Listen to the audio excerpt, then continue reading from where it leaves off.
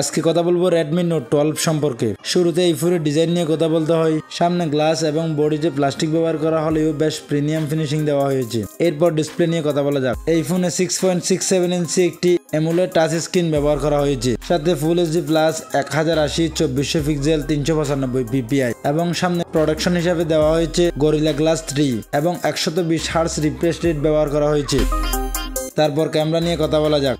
Front camera হিসেবে দেওয়া হয়েছে 13 মেগাপিক্সেল এবং ব্যাক ক্যামেরাতে 3টি ক্যামেরা দেওয়া হয়েছে, একটি 50, একটি 8 আর একটি 2 মেগাপিক্সেলের ক্যামেরা দেওয়া হয়েছে এবং এই ফোনটিতে 33 ওয়াটের একটি চার্জার দেওয়া হয়েছে, সাথে একটি টাইপ সি কেবল দেওয়া হয়েছে এবং এই ফোনটিতে 5000 mAh এর একটি ব্যাটারি দেওয়া হয়েছে।